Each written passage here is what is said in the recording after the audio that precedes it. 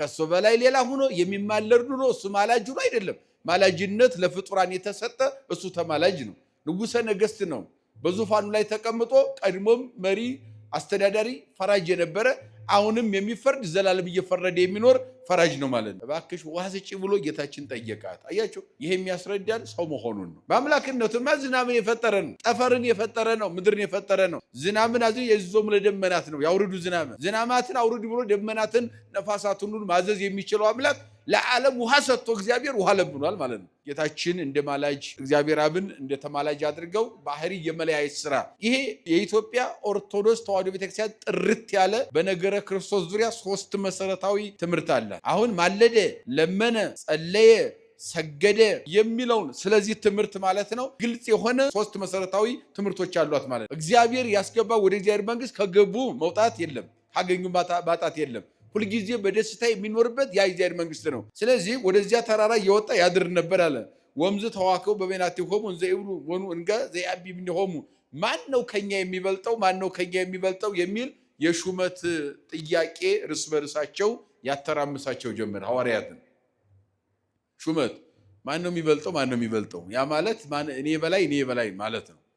እንደዚያ መከራከር እርስ በርሳቸው ማለት ነው። አሁን ነገ ትበተናላችሁ፣ ጴጥሮስ 3 ጊዜ ይክዳል፣ ይሁዳም ወጥቷል አሳልፎ ሊሰጠኝ ብሎ ይህን በዝርዝር ነግሯቸው አሁንም እነሱ የነበሩት ሹመት ላይ ነው። ማን ይበልጣል ከኛ? ማንም ጴጥሮስ ነው ያዕቆብ ነው ዮሐንስ ነው የሚባል እርስ በርሳቸው መዋከብ ጀመሩና መነጋገር መከራከር ጀመሩ ይላል። ወይቤሎሙ እሱ ጌታችንም እንዲህ አላቸው፣ ነገሥቶሙ ለአሕዛብ ይኰንድዎሙ ወይቀንይዎሙ ወመኳንንቲሆሙ ረድአነ ይብልዎሙ። ጌታችን ኢየሱስ ክርስቶስ ምን አላቸው? ይሄ ነገስታት ሁሉ የአሕዛብ ነገስታት ዓለምን ይገዙታል አለ። ዓለምን የሚገዙ ግን በዚያ ሰዓት ገዢ አይደሉም። ገዢነታቸው በዚህ ምድር ነው። እጅግሩ ግን ወደ ታስሮ ወደ መቃብር የሚወርድበት ጊዜ አለ። ከዚያ በኋላ ገዢነት የሚባል ነገር የለም። እናንተ እነኚህ የዓለማውያንን አገዛዝና ስርዓት ወይም ስልጣን ፈልጋችሁ ስለሱ ልትከራከሩ አይገባም።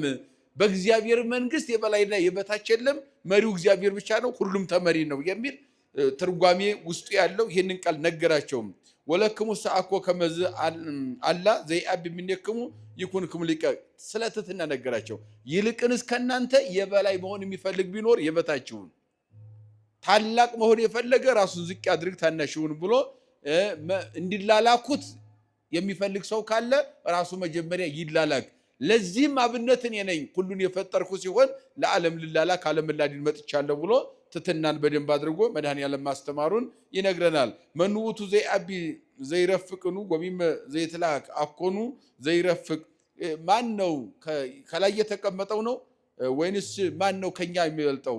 ከኛ መካከል ማን የበላይ ነው ብለው እነሱ ጥያቄ ማቅረባቸውን ነው። አንትሙ ሰባይቱ ለበንቲያየ ታገስክሙ ምስሌ በሕማሜም አነኒ አስተዳሉ ለክሙ መንግስተ በከመ ትቤ ወሀበኒ አቡዬ። እናንተ እንደምትሉት አይደለም። እናንተ በዚህ ምድር ላይ ከተላለካችሁ ራሳችሁን ዝቅ ካደረጋችሁ የእናንተ የሚሰጣችሁ ስልጣን በእግዚአብሔር መንግስት መኖር ነው በክብር። በማን መንግስት? በማን መንግስት መኖር ነው? በክብር በእግዚአብሔር መንግስት መኖር ነው ስልጣን አላቸው። ከዚህ ውጭ ስልጣን የለም አላቸው። ከዚያም የተሻለ ስልጣን የለም። በእግዚአብሔር መንግስት በክብር መኖር ማለት ነው። እንግዲህ ዓለም ደጅ የሚጠናው ይህንን ነው እንጂ እንደዚህ ዓለም አንዱ ገዥ፣ አንዱ ተገዥ፣ አንዱ አሳዳጅ፣ አንዱ ተሳዳጅ፣ አንዱ ፈራጅ፣ አንዱ አስፈራጅ የሚሆንበት በእግዚአብሔር መንግስት የለም። እግዚአብሔር ያስገባ ወደ እግዚአብሔር መንግስት ከገቡ መውጣት የለም፣ ካገኙ ማጣት የለም። ሁልጊዜ በደስታ የሚኖርበት ያ እግዚአብሔር መንግስት ነው። በእግዚአብሔር መንግስት በደስታ መኖር ነው። ከዚህ ውጭ ሌላ ስልጣን የለም ብሎ ስልጣን ፈላጊ የነበሩትን ሐዋርያትን ከውስጣቸው እንዲህ አይነት ሐሳብ እንዲወጣላቸው ማድረጉን ነው። በ12 ወንበር ላይ ትቀመጣላችሁ፣ 12ቱን ነገደ እስራኤል ትገዛላችሁ አለ። ያ ማለት ምን ማለት ነው? ያስተማራችሁት ወንጌል ገዥ ሆኖ ይገለጣል ማለት ነው። በዚያን ጊዜ ከሱ ውጭ ገዥ የሚሆን አለ ማለት አይደለም። በ12 መንበር ላይ ተቀምጣችሁ 12ቱ ነገደ እስራኤልን ትገዛላችሁ ማለት በዓለም ላይ የሰበካችሁት ወንጌል የዓለምን ልቦና ተቆጣጥሮ በእግዚአብሔር መንግስትም የሚያጸድቀው የእናንተ ያስተማራችሁት ቃል ነው። ያ ወንጌል ማለት ነው።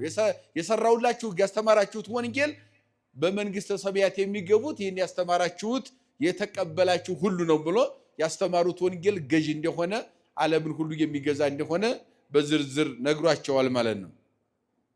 ከዚህም ቀጥሎ ያው ጌታችን ኢየሱስ ክርስቶስ ከጴጥሮስ ጋር የተነጋገረ ነው። ሰይጣን ሊያነጥፋችሁ ወይም ምድር ላይ ሊጥላችሁ መከራ ሊያደርግባችሁ እርሱ የምናል። ዋንስ ሰአልኩ በእንቲአክሙ ከመ ይድክም ሃይማኖትክሙ ሃይማኖታችሁ እንዳይደክም እኔ ስለእናንተ ለመንኩ። ወይቤሎ እግዚእ ኢየሱስ አንሰኬ ለመንኩ ሲል ጌታችን ኢየሱስ ክርስቶስ ነው። እንዴት ለመነ? ለምን የሚለው ስንመለከተው አንዳንድ ጊዜ ክርስቶስን ለማኝ አድርጎ የመተርጎም ሐሳብ ይታያል በመጽሐፍ ላይ። ሰዎችም ይህንን ይዘው የሚወድቁበት የሚነሱበት ሁኔታ አለ። ጌታችን እንደ ማላጅ እግዚአብሔር አብን እንደ ተማላጅ አድርገው ባህሪ የመለያየት ስራ። ይሄ የኢትዮጵያ ኦርቶዶክስ ተዋሕዶ ቤተክርስቲያን ጥርት ያለ በነገረ ክርስቶስ ዙሪያ 3 መሰረታዊ ትምህርት አላት።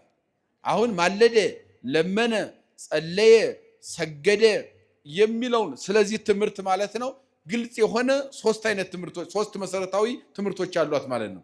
አንደኛው ለአራያ ነው። ለምንድን ነው አራያ ማለት ነው? እሱ እንድንከተለው ነው አይደለ? ለምሳሌ አራያ ከሚባሉት መካከል መጾም፣ መጸለይ ይህ አራያ ነው።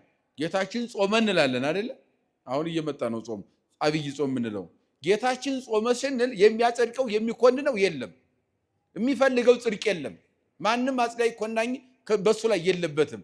ወይም የሚፈልገው ሌላ የሚሰጠው አካል የለም።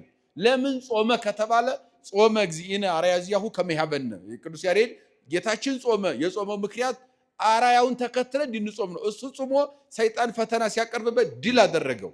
እኛም ጾመን ሰይጣን ያመጣውን ፈተና ሁሉ ድል ለማድረግ አርአያ ለመሆን ነው።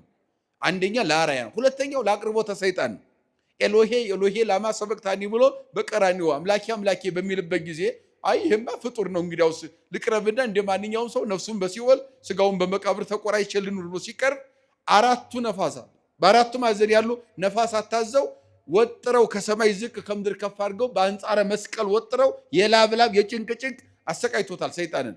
መኑቱ ዝንቱ ዘምስልጣን የስጋ ለቢሶ ዘሟኒ በዚህ በመጽሐፈ ኪዳን ትምህርተ ቧት የሚባለው መጽሐፍ ላይ እነሆ ይህ ማን ነው ስጋ ለብሶ የሚያስጨንቀኝ የሚያሰቃየኝ እኔ ነፍሱን ከስጋው ላይ ያለው ብዬ ወደ መስቀል ስቀርብ ነፋሳትን አዞ የሚያስጨንቀኝ ማን ነው ብሎ ሰይጣን ራሱ ተናግሯል።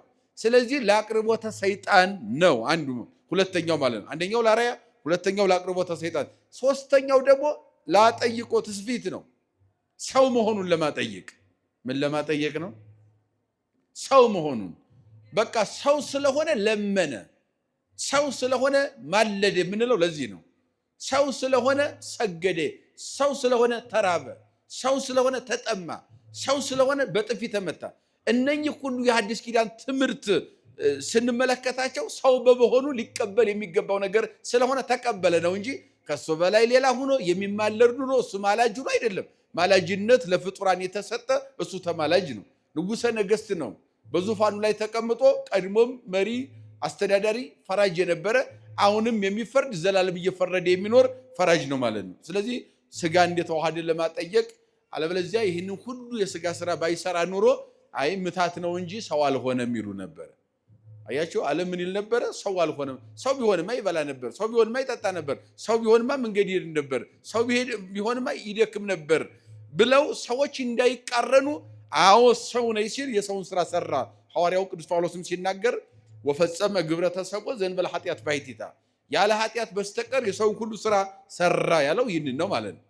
መንገድ በመሄድ ደከመ፣ ውሃ ጠማውና ጉድጓድ አጠገብ ተቀመጠ። ውሃ ልትቀዳ የመጣች አንዲት ሴት አገኘ። እባክሽ ውሃ ስጪ ብሎ ጌታችን ጠየቃት። አያችሁ ይሄ የሚያስረዳን ሰው መሆኑን ነው። ምንድን ነው የሚያስረዳን? በአምላክነቱማ ዝናብን የፈጠረ ነው፣ ጠፈርን የፈጠረ ነው፣ ምድርን የፈጠረ ነው።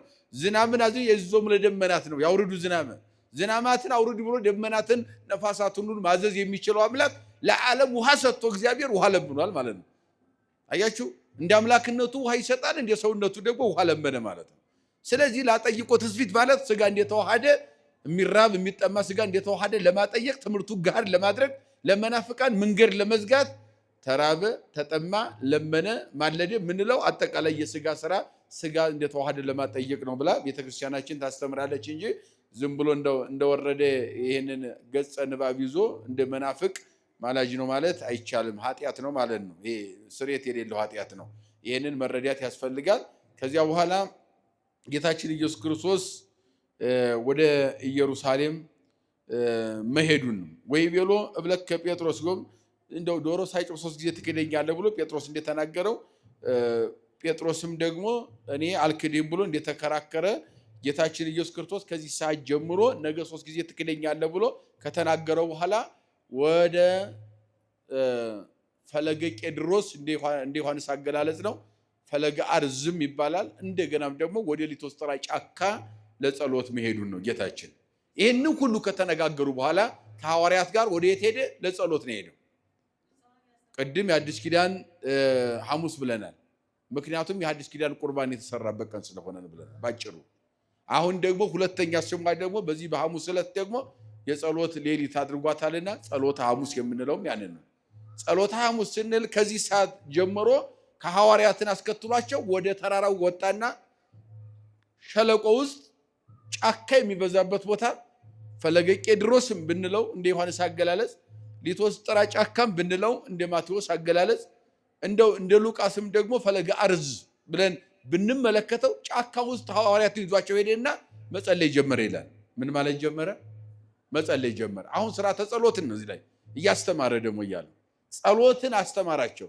እንደውም ሐዋርያት ይደክሙ ነበረ፣ እሱ እየጸለየ እነሱ ይደክማቸዋል። እንደው ወከብድ አዕይንቲሆሙ በዲቃስ አይኖቻቸውም በእንቅልፍ ደክመው ነበረ። በሚደክሙበት በዛ እሱ ደግሞ ወያጸንዖሙ ወይቤሎሙ ትጉ ወጸልዩ ከመ ይትባኡ ውስተ መንሱት እንዲህ እያለ እሱም ያተጋቸው ነበረ። አይዟችሁ ትጉና ጸልዩ፣ ወደ ምን እንዳትገቡ ወደ ፈተና እንዳትገቡ ትጉና ምን በሉ ጸልዩ ብሎ ጌታችን ኢየሱስ ክርስቶስ ለሐዋርያት ማስተማሩን ስርዓተ ጸሎትን በደንብ ማስተማሩን ነው።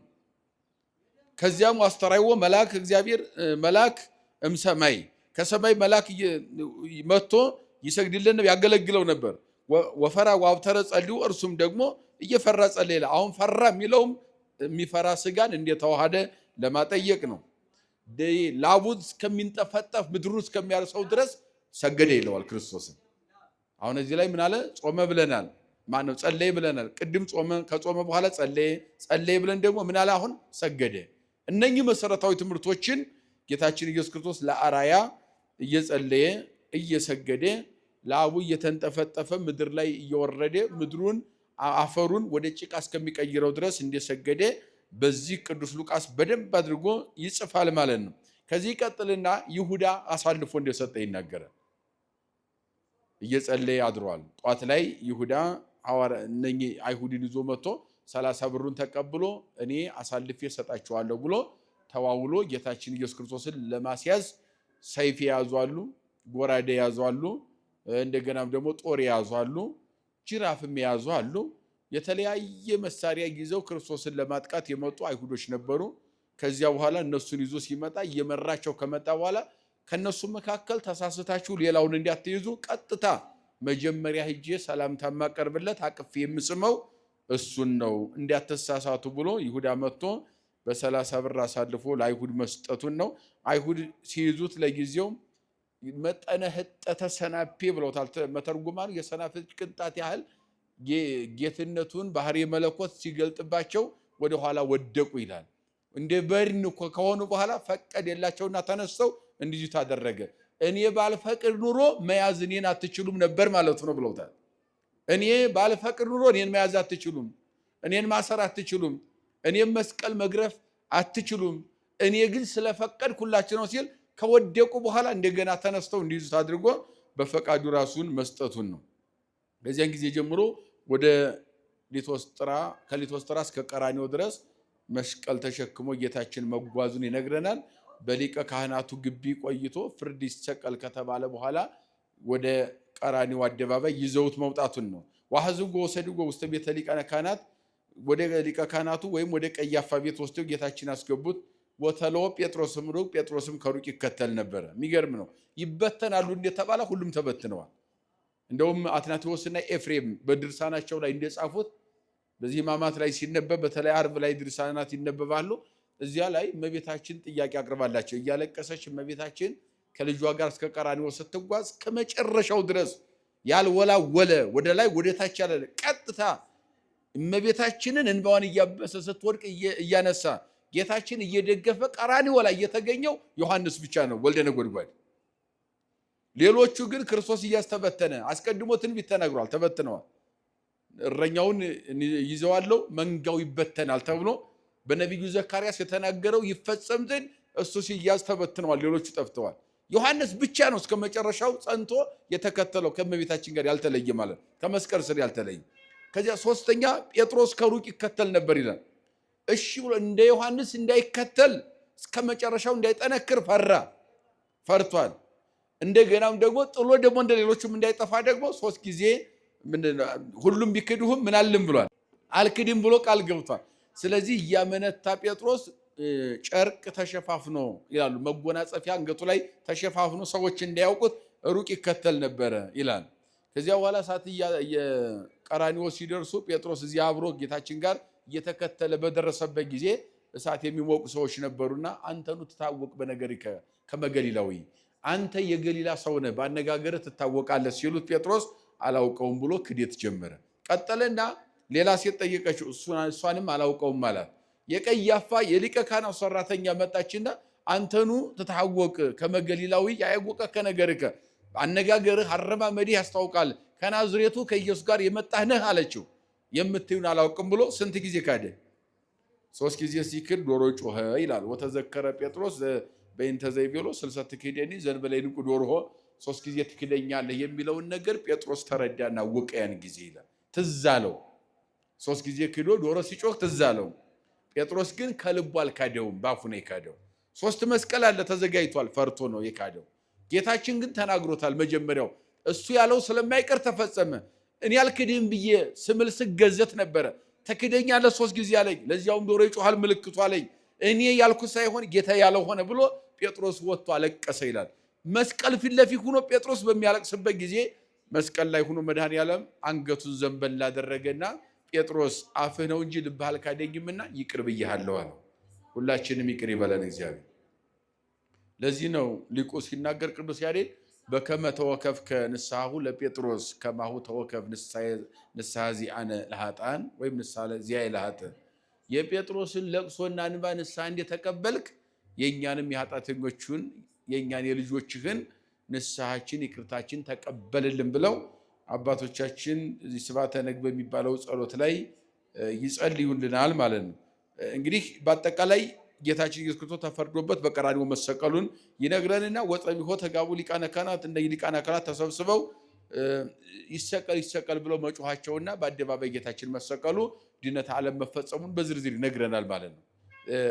ቀራንዮ ላይ ፍርድ ሁሉ በአጠቃላይ ያ ሁሉ ሸንጎ ስንት ሸንጎ ነው ያልኳቸው? የአይሁድ ሸንጎ 8 የአይሁድ ሸንጎ ተባብረው በአንድ ላይ እንዲሰቀል መወሰናቸውንና ጌታችን ኢየሱስ ክርስቶስ በፍርድ አደባባይ ቀርቦ ለኛ ሲል በሱ ላይ ፍርድ እንደተላለፈበትና ሁሉም እንደተስማሙ ይህን በዝርዝር ይነግረናል። ያው ጠቅለል ስናደርገው በደለኞችን ሁሉ የሰው ልጆችን ይቅር ለማለት እግዚአብሔር ወደዚህ ዓለም እንደመጣ ለኃጢአተኞች ሁሉ ራሱን አሳልፎ ለመስጠት ማንም ሳያስገድደው በፈቃዱ እንደመጣ ማረጋገጫውም ደግሞ 3 ጊዜ ጴጥሮስ ክዶት ይቅር ብዬሃለሁ ብሎ የይቅርታ አምላክ መሆኑን አረጋግጦ የተናገረበት የመጽሐፍ ቅዱስ ክፍል ስለሆነ ይቅርታ፣ ምሕረት፣ ርኅራኄ ከፈጣሪያችን ምንም በደለኞች ብንሆን እንደምናገኝ ይቅር እንደሚለን አስረግጦ የሚነግረን የወንጌል ክፍል ነው ማለት ነው። ንስሐችን ተቀብሎ ሥጋው ደሙን ተቀብለን መንግስቱ እንድንወርስ እግዚአብሔር ይርዳን። የእናታችን አማላጅነት የቅዱሳን አባቶቻችን ጸሎት አይለየን። ይቆየን።